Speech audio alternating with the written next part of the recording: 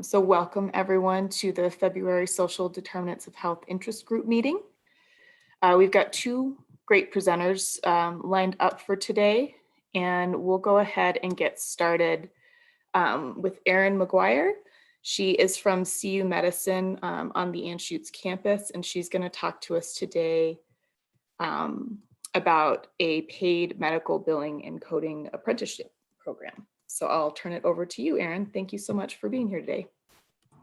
Hi, thank you for having me. I'm Erin McGuire.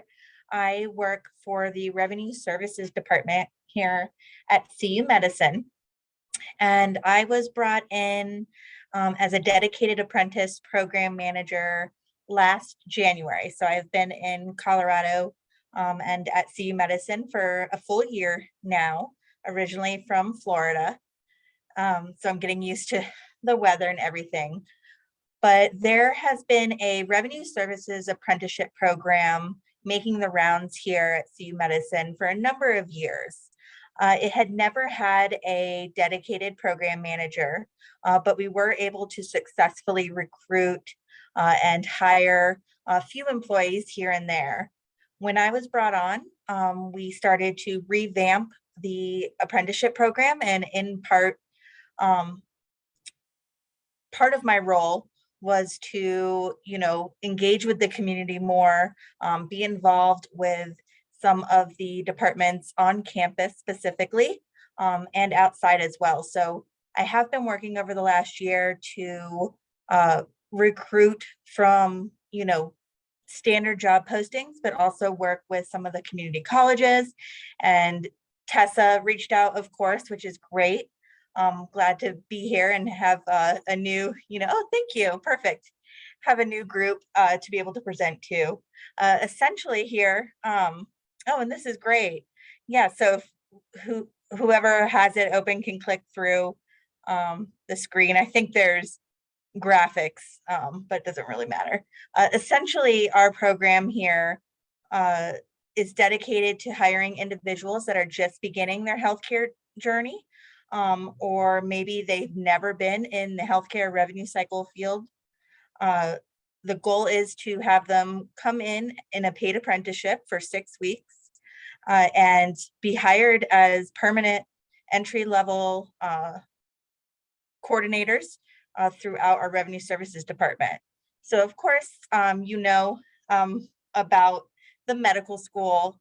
CU Medicine, however, takes care of all the administrative tasks for the physicians and facilities for CU Medicine or the School of Medicine. So we're the background, we're the revenue cycle department. We take care of all the professional billing side of things. So we do bill for physicians throughout UC Health and Children's Hospital as well. Can go on there.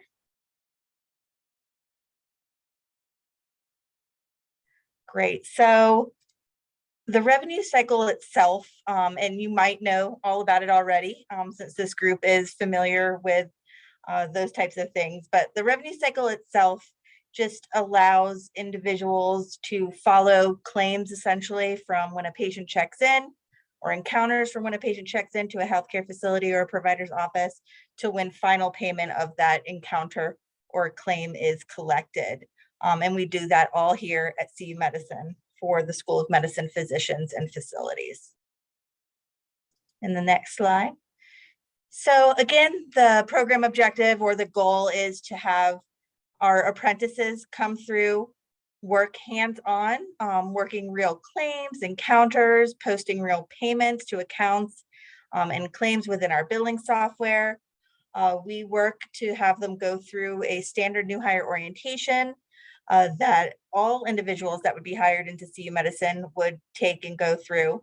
We have presenters, and then at the end of the program, of course, we do standard interviews, face-to-face virtually, of course, now with all of our revenue service departments.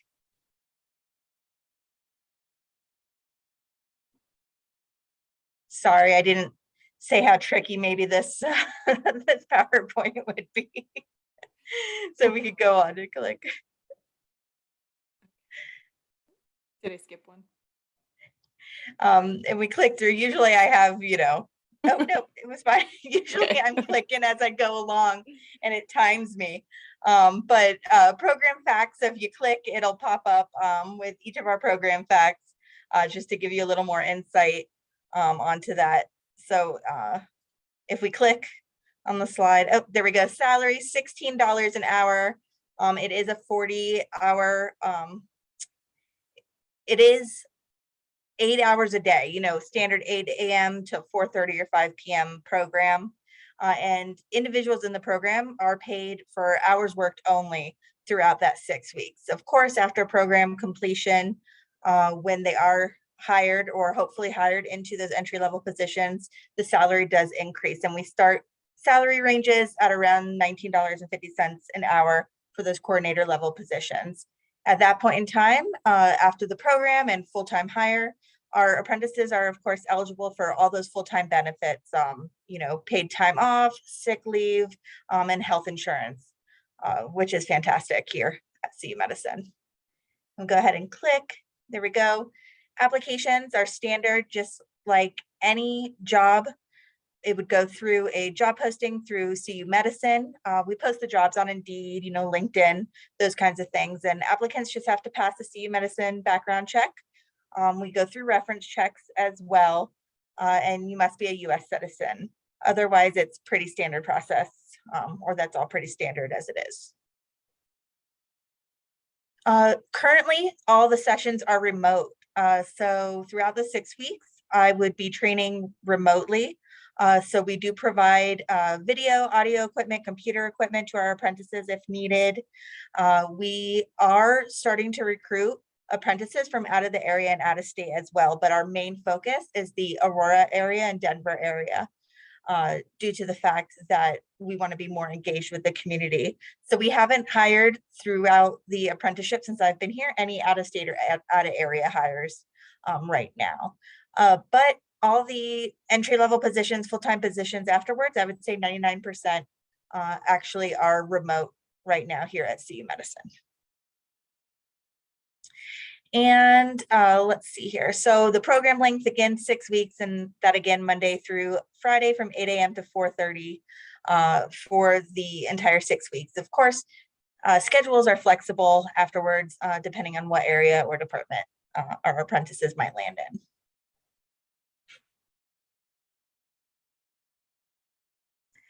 So again, programs designed to train individuals who might not have a background or are just beginning in the field of medical billing and coding. So when we do recruit for this program, we are not only recruiting individuals that are interested in the revenue cycle and the billing practices, but we also recruit for CPCAs. So those individuals who have received their certified coding certificates and are at the apprentice level, we do have those apprentices apply separately from the standard revenue services application or apprenticeship application. And those individuals usually do end up in our coding services department, which is a higher salary range to start. So of course, we go through our new hire orientation, introduction to the revenue cycle in weeks 1 through 6, medical terminology and anatomy. So we do go through training in regards to coding services, which does include that anatomy piece. Professional polish training. So our goal is to hire individuals that want to start a professional career here in the area and here in the healthcare field. So we do dedicate portions of our training to that professional polish, enhancement, resume and interview guidance. To help guide them through the end of the apprenticeship. And we want to ensure that they have the best chance to succeed and become a part of CU Medicine. And of course, CU Medicine internal workflow. So our apprentices learn the ins and outs of CU Medicine, how each department interacts, what the functions are, and what team or department they might be interested in most. So a lot of people come into this program really not knowing what they would like to do here at CU Medicine if they don't have their CPCA, for example.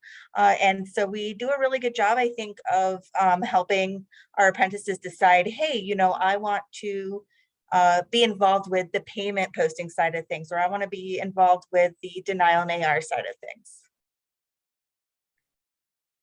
promise not too much longer, guys. It's not that long of a presentation.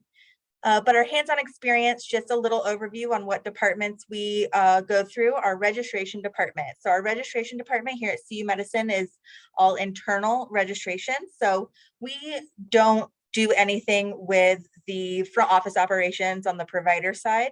Our registration involves any sort of edits that are needed for insurance verification for denied claims maybe, or denied encounters. And so that is the first week after new hire orientation. We also go through coding services. So all our coding services department, of course, they are CPC certified. We do go over in training ICD-10 codes. We go over CPT codes, all of the things that one would need or hope to learn within coding. Accounts receivable. So we are ARR, accounts receivable resolution. So of course, we're looking at those unpaid or unresolved claims, trying to find the root cause and correct those as quickly as possible. Patient services, that is our patient call center, very important piece of CU Medicine. So we do have live representatives. Patients call in Monday through Friday, and we are able to have our apprentices actually review specific phone calls, of course, with PHI edits as needed. But we do a good job on making sure that our apprentices understand what happens after a claim might be denied or unpaid, and we need to reach out to the patient. So they get a really good sense of really what happens even after all the work done is all the work is done in the revenue services department. So our revenue operations, that's where our payment posting and cash management happens. They go through hands-on activities where they are actually working in our billing software to manage payments from insurance companies and patients. And then finally, client management. We do have our client management team briefly discuss, the inner workings of what that department does. They focus on relations with the providers and facilities. So of course, candidate qualities, pretty much like any job, we're looking for people that are dependable, that show up for work. I do manage the entire 6 weeks that the apprentices are here. So I am, taking roll call attendance, I'm training, I'm, getting them to one department to the other, organizing the activities. Just want to make sure that people, granted, everybody gets sick, COVID's running rampant, but we do want to make sure that our apprentices show up on time and are engaged.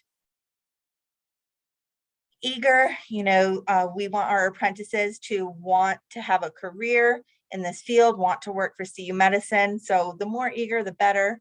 Really looking for those individuals that really want to succeed. Self-aware, self-explanatory, what do you need to work on? What are you great at? Those are all things that we can all talk about and hopefully be able to improve or, take on something that we know we are going to succeed in. Want to make sure they're curious, want to learn about the different departments and the organization. And then finally, we are really looking for people that are motivated. So again, really want to succeed, really want to find their niche here in the revenue cycle at CU Medicine. And that's it. So, interested parties, we originally provided this presentation and talked about this to actually the Community College of Aurora. I've seen that there are some attendees here that maybe have relation with the Community College of Aurora. And so when we are recruiting for our next apprenticeship programs, the job postings and the applications are available through the CU Medicine career page. And of course, anyone can contact me as well. I'm always available to receive applications or talk to any interested parties.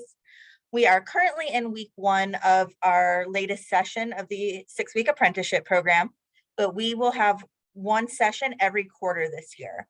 So our next session is April 25th.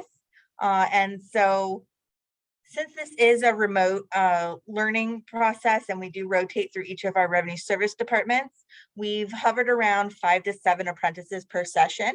I'm hoping to increase that as the year goes on and all our work becomes more standard. But, you know, please, if you have any interested parties or any organizations that you think might, you know, want to work with us, we are really, really looking to engage more with the local communities and organizations to fill our apprenticeship spots. Thank you so much, Erin. That's all I have. Does anyone have any questions? Hi, Erin. I'm Maureen McDonald with Health One. What a great presentation. Thank you. And I'm so excited that you're doing this. I missed the very beginning, and you may have covered this, so forgive me if you have, and forgive me if you're 10 steps ahead of us on this. No. Want to make sure that you know that the state of Colorado has that run funding. You do. Okay. So are you, if it's appropriate, are you going to be able to receive that from them for this training? So I am working right now, actually, go back a step to have this program, and it's almost complete as a registered apprenticeship program with the state of Colorado and the Federal Department of Labor. So once that's complete, we will be eligible to work with the Colorado Department of Labor to establish and write for grants and receive grant and funds. Okay. That should be completed before the start of the next session in April. So for others on the call, there's 48 million or something that the state of Colorado is administering for the federal government. And as I understand it, if you're training people, either your existing employees or employees coming in new from the outside, like Erin's discussing, you can get reimbursed for that time and training, and it's significant. I mean, I think it requires you to either be in the business of training or for you to have an outsourced partner, and the money would go directly to them, like a community college or something like that. But the idea is to get people trained in a nimble and quick fashion. And this is just fantastic. I'm so excited about it. So yes. I hope it's okay for me to share it. Oh, absolutely. Yeah, they're looking to give out a lot of money. They have a lot left. Oh, I don't mean the run funding. I mean my notes from your presentation. Thank you. Thank you. Yeah. Anyone else?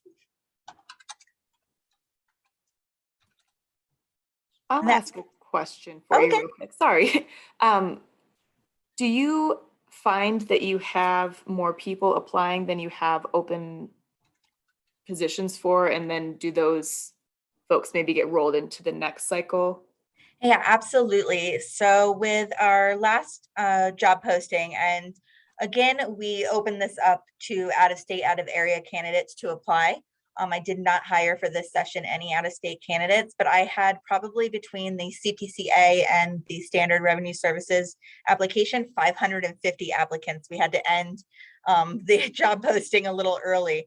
And so we only hired 5 for this session because it is a large undertaking, not just with my time and commitment, but with all the individuals that work with us here at CU Medicine in the different departments. So I do keep a hold of applications that we have gone through interviews, or maybe we're about to check references for, and I do reach out each time prior to the next session.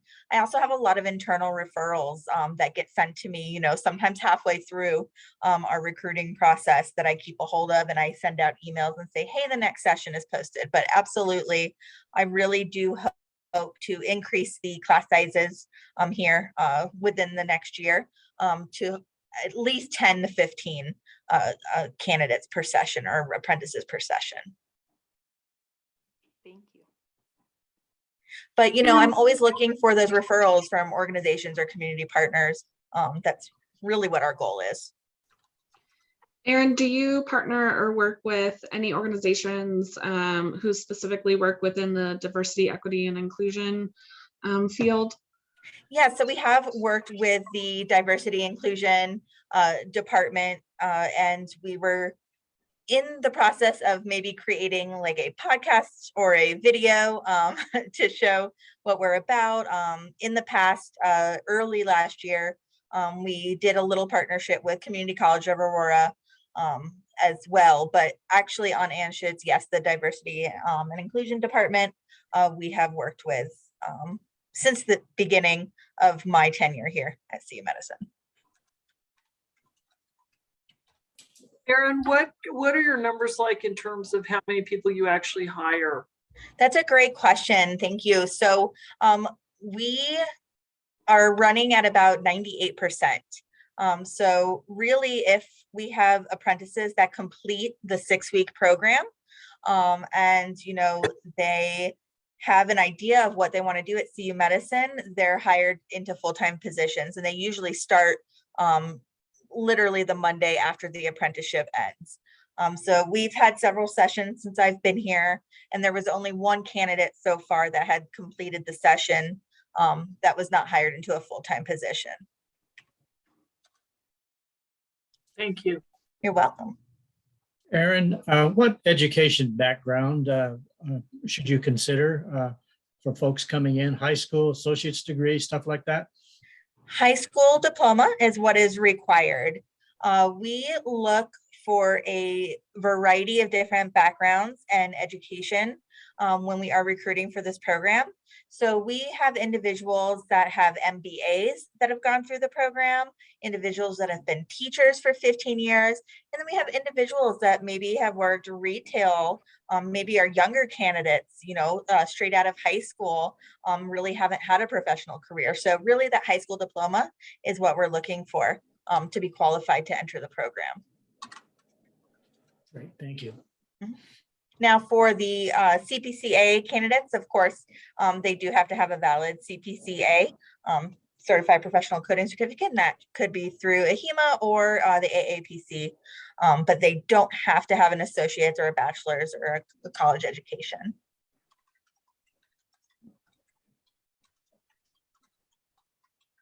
And what about GEDs? Those qualify. Thanks. What's the career pathway for these revenue cycle people to move up in the organization? Yeah, so each of our revenue services departments here have a ladder or a career ladder or path that they've developed within the last several years. So our apprentices usually are hired into what we call coordinator level positions. And then they are eligible to move up after a certain amount of time based on the department standards to specialists. We have team leads, supervisors, managers, but it's really a no limit type of thing. So if you have the motivation and the competency to succeed when you're hired, really there's a large area of advancement eligible for these apprentices. And they get exposure to all those departments, registration, coding, accounts receivable, all that. And then they also get that medical terminology, professional polish. Absolutely. So we do rotate. Yeah, we do rotate each week throughout those different departments. And at the same time, I am the one that is going through our revenue cycle training program. So we start from the beginning to the end. I'll go through everything from the history of medical insurance in the United States to, you know, what happens, you know, after a statement is sent out. So they get a taste of the actual departments and the functionality within CU Medicine, and they really get that revenue cycle training, which I give to, you know, full-time already standard employees here at CU Medicine as well. Got it. Erin, when I think of this job, I think of someone sitting in a boiler room type of environment, partitioned off, looking at spreadsheets and just typing away and calculating stuff and not interacting with real people. To what degree does a person in this career get the opportunity to interact with people, those who have questions and issues and problems when it comes to their billing? So each of our departments, of course, are remote right now. So as far as interacting, not with patients, but with employees, it's all virtual at this time. So, that can be a little, worrisome for some people, but we do have an entire patient services department that answers phone calls from patients. So they do interact with patients on a daily basis. And, time goes by quickly for some when they're very busy like that, actually, talking to patients and taking phone calls.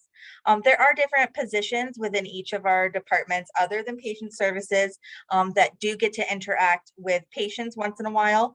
A lot of our departments deal with actual providers and provider offices quite often. But, there are a lot of positions that don't have that opportunity to actually speak to patients or providers or provider offices. So yes, there are some positions that are strictly, computer related. There's not really a lot of spreadsheets, but our billing software is the primary tool used within the revenue services team here. Thanks, Erin. So I think we have time for one more question if anyone has one. It cut out. Did you say my name or somebody else? I said thanks, Erin. But if Oh, you have a question, cool. Andy, you can. We I just do have time have for a one more question. question. Sorry, I apologize for being late.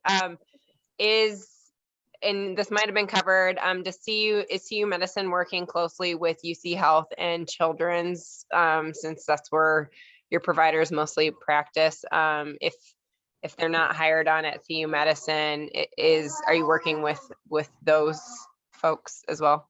Yeah, so we do have a plan in place. If someone from the apprenticeship is not hired directly into CU Medicine, the revenue services department here, we do partner with UC and Children's for those administrative type positions.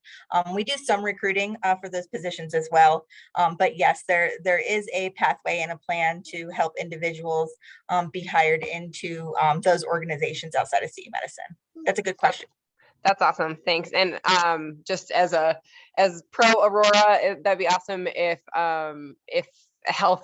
Maureen at Health One can get some intel from you as well. We're all about hiring local and things like that. So thank you so much. Yeah, absolutely. Well, thank you so much, Erin. I think if anyone else has follow-up questions for Erin, you can reach out to her, and it's okay if we share your slides, I'm assuming. Oh, absolutely. Yeah. And sorry about all the graphics. I did send a PDF too, I think maybe. And if I didn't, I can send that over as well. I've got that. Yeah. Yeah. Okay, perfect. All right. Well, I'm sorry, one last question. I guess I'm not following. So CU Health is the hospitals and CU Medicine is the physician group? So CU Medicine bills for the physician side of things for the School of Medicine providers. So providers that are working at UC Health or Children's, and then those hospitals bill their facility charges separately. Thank you. You're welcome. And could you please put your email in the chat so folks don't have to dig through the PowerPoint to find it? Thank you. Absolutely. Right. Thank you so much, Erin. Thank you now for we're gonna, having me. yeah, of course. We're going to move on to our second great presenter. So Shalonda Haggerty is here from Girlz Empowerment. And it's a guiding light for girls and young adult women when faced with challenging times. So Shalonda, please take it away.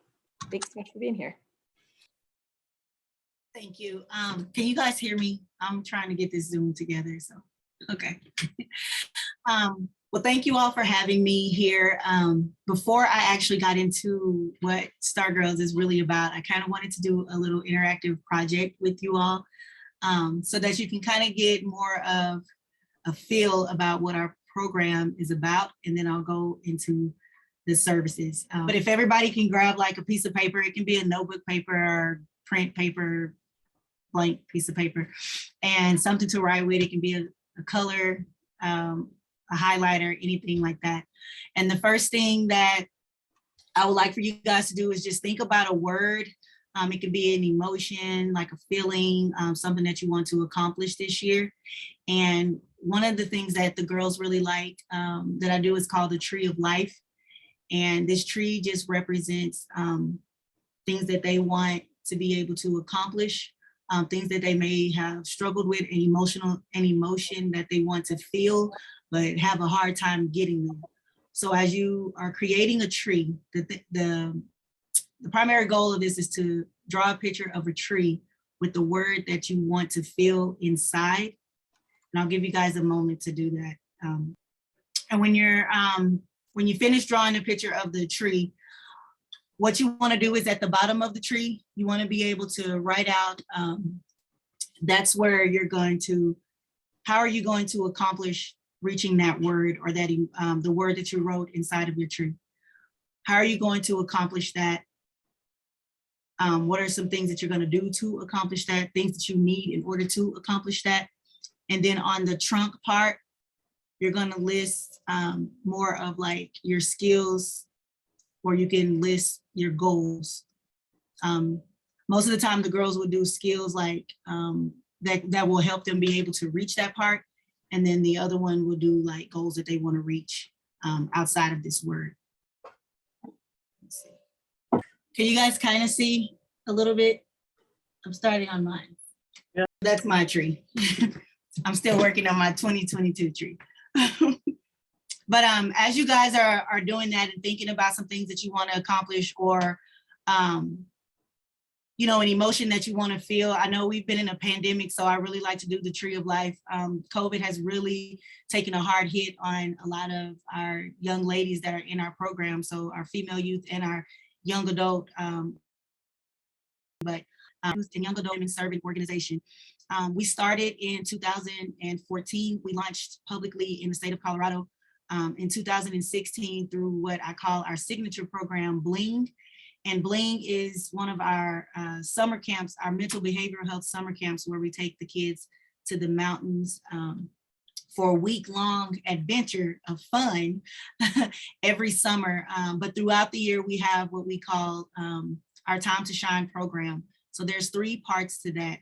Star Girlz is basically a mental behavioral health focus organization. We do personal development. So the 3 areas that we focus on is mentoring, empowering, and transforming. Our mentoring program have 3 parts to that. We have our career mentors that we just started through our CEO program. We have our peer mentors, where our young adult through our 5-star leadership program has come, and they're peer mentors to our young ladies in the program.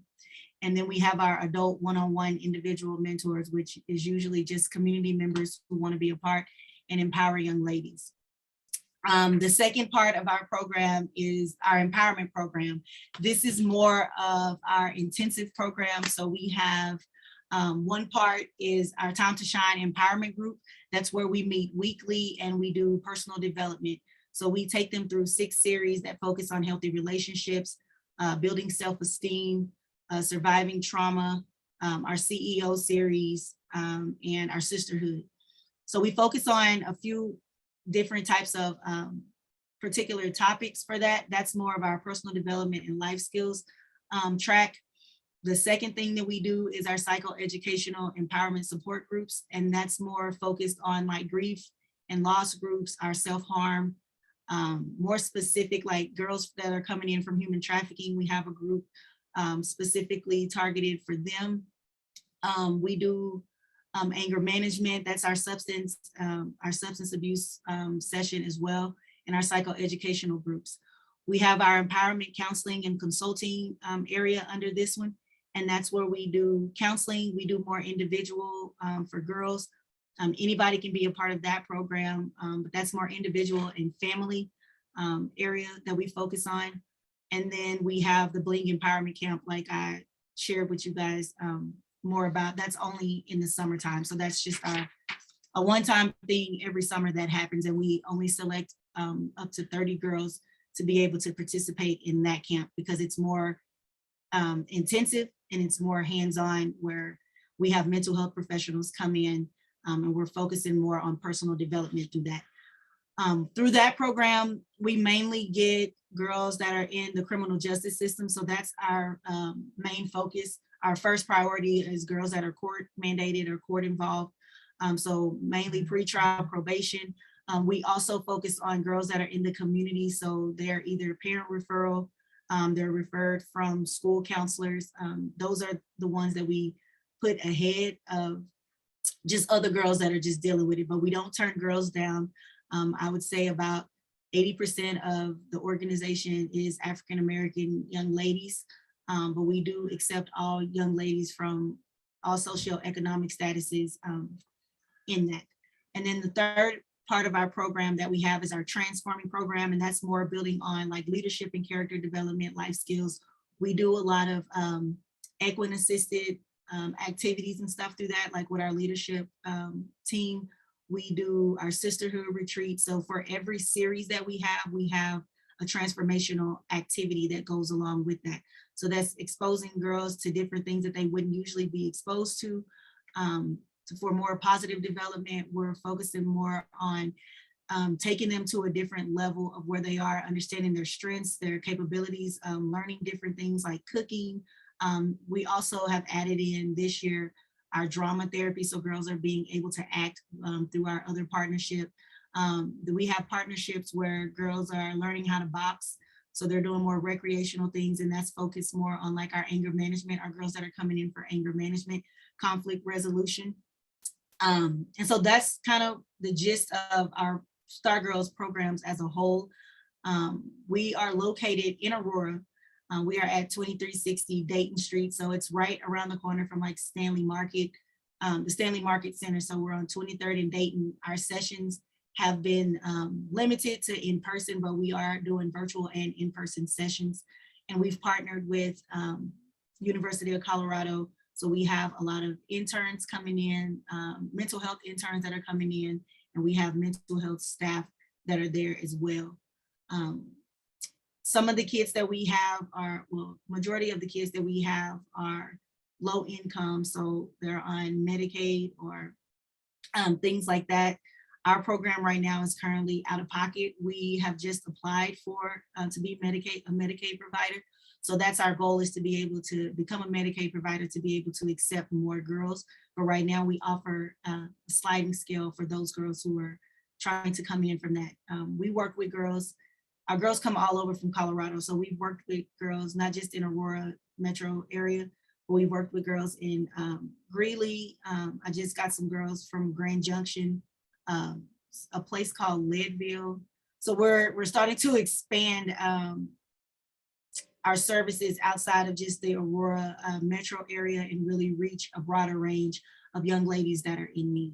So I appreciate everybody for having me. And hopefully you guys can email me some of your tree pictures and we can go over that one-on-one. But I just wanted to give you guys that activity, because when we focus on a word and how we tell them is, Star Girls mainly focus on solutions and how we can get you to where your goals is. We touch on your past, but our goal is to allow opportunities for girls to be able to shine. So that means building their self-esteem, healing from trauma and past experiences, inspire them to be greater, navigating them to healthy coping skills through their challenges, and then being able to elevate them through their full potential. So I really appreciate you guys for having me, and thank you again. And if you have any questions, yeah, I'll put my information in the chat box, and you guys can feel free to reach out to me via email or phone anytime. Thank you so much for your presentation and this great work. And we do have a question in the chat about the ages that you serve, what the age range is. Okay, yes. So my age range, I start at 10 and we go all the way to age 24. So the actual Star Girls program is 10 through 18, and then it goes for young adults, and that's going to be 19 through 24. Shalonda, how do you get referrals? How do people apply or send you information, about potential girls who could join your program? Yes, so right now I'm contracted with Arapahoe County, and Arapahoe County will send referrals to me. But you can, if you have a referral and you want to reach out, I can send you a referral form, or you can go on our website.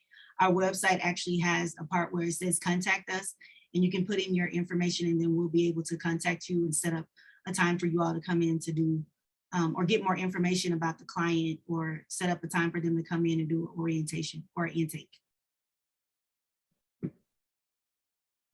I have a question. You mentioned that you partner with CU. Is that you partner with CU Anschutz, or is it a different campus?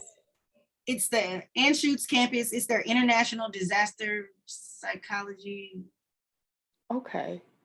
field. So they send me interns. Well, they're Okay. interns. I don't even know how they heard of me, but somehow they have an application in, and we're a part of their internship sites that they utilize to be able to, for their students.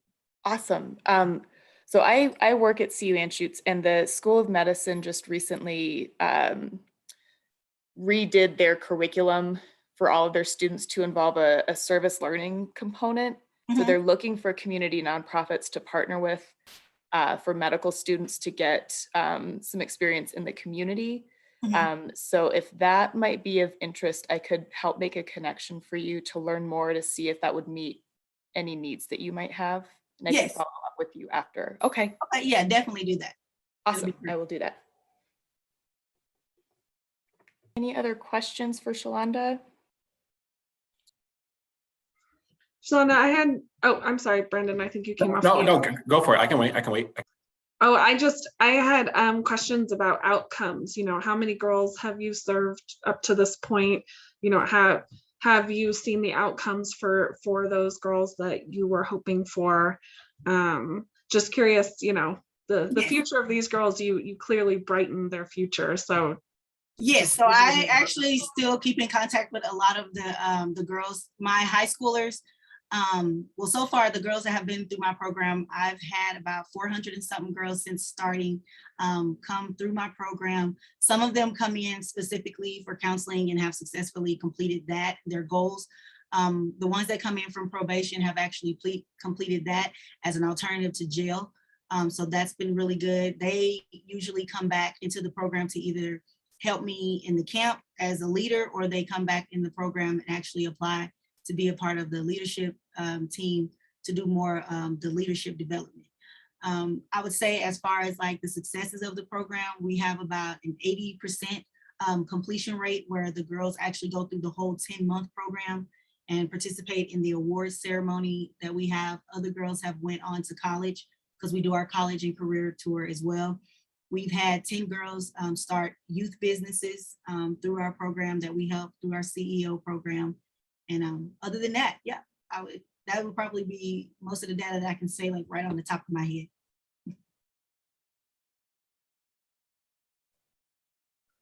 I had a question. How you doing? Hi, Brandon. Hi. What kind of barriers do you experience with with maybe, I don't know, guardians or, you know, family members or anything? I guess that question comes from, you mentioned that, like you said, like about 80% of your girls are Black. And I just think about the stigma of mental health treatment has in Black communities. And I wonder if you experience any of that, or do you see like a changing in the generations, you know? It's kind of half and half. So one thing that I have found is, when working with the African-American community, I don't use the word counseling a lot in there. I use the word empowerment, because empowerment can mean a lot of things, personal development. So that's how they come into the program. Some of the girls understand like counseling in therapeutic ways, but the things that we do is not a lot of sit talk therapy.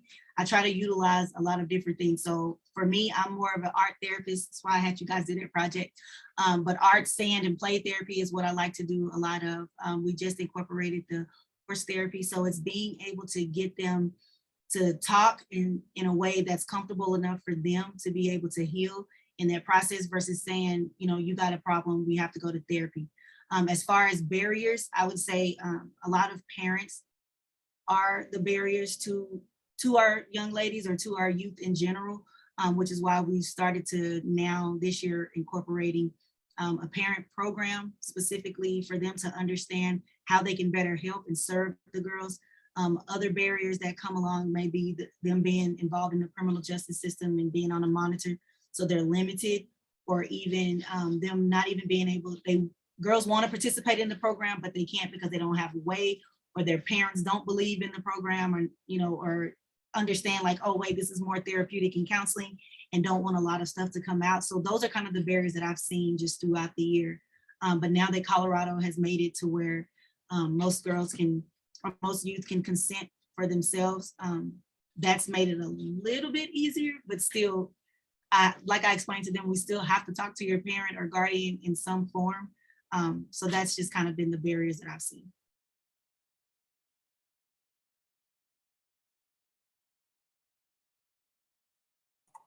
Awesome. I think it's awesome what you're doing. It sounds like I think of like systemic racism, and I think of how to battle it. And it, you know, if you give people self-esteem, especially young girls self-esteem, I feel like that's a great way to tackle that problem. So I mean, just mad props to you. Thank you. I appreciate it. Hi. Question. Hi, I was just wondering, what other community partnerships are you looking for? Where are some gaps and some needs that you have, and how can community organizations help you meet those needs? So we are always looking for mentors that would help out a lot. We've partnered with a few funding organizations that have come to support the organization and support girls who aren't able to afford the program. That's been a really big thing, but I would say as far as right now, really getting mentors out here to support the young ladies for individual or even career stuff. So like right now we're in our career, we're in our CEO program. So we're looking for female women professionals to come in and be able to share in like internships or offer those apprenticeships to some of the young ladies for that type of experience. Also people to come in to be guest speakers. One of the goals that I have as the founder and executive director this year for Star Girls is to be able to get our young ladies outside of what I call is the typical African-American job title, which is cosmetology. Like there's so much stuff that they don't realize that is in cosmetology or like outside of that, like dealing with STEM and all of that. They don't understand and they don't see it because they don't see a lot of people of color in those positions. So I've been working with attorneys out here. I've been working with the police officers out here. We've been working with photographers, and I'm looking for somebody that's in construction to be able to share with our girls too. But we have realtors that are working with our girls. So I'm looking for more women professionals to come in and speak to them, to share like other leadership positions that they can potentially go after and not just settle for something that I feel like they can do on the side, although that can be a successful career as well. It's just more opportunities and things that our communities need to be exposed to. So finding more mentors who can assist them with their college goals, with just ongoing support after the program, that mentorship piece to make sure that they're on track, to follow up with them so that we can continue to collect that data and see if, you know, it's something that we can help them in if they fall short. They're always welcome to come back. Some girls have been with me since 2016 and they've graduated now. Some girls have been with me for 4 years, 3 years. So we just want to make sure that we're continuing to offer that support once they leave the program. Hey, Shalonda, can you maybe put your information in the chat? So my background is in industrial engineering. And so I have some friends that work at NASA. These are African-American women who will probably be available to talk to your girls via Zoom, including myself, to kind of give them an idea of what they can do, and even scholarships because they are minorities. Yes. Yeah, send your information in the chat and I'm going to see what I can do. Thank you so much. I will. I think we have time for another question if anyone has one. Otherwise, we can do group announcements. Thank you again so much, Shalonda, for your presentation. Thank you. Thank you again to our wonderful presenters and to all of you for being here with us today. We will make sure that we share the slides and contact information with you all afterwards. But thank you all again.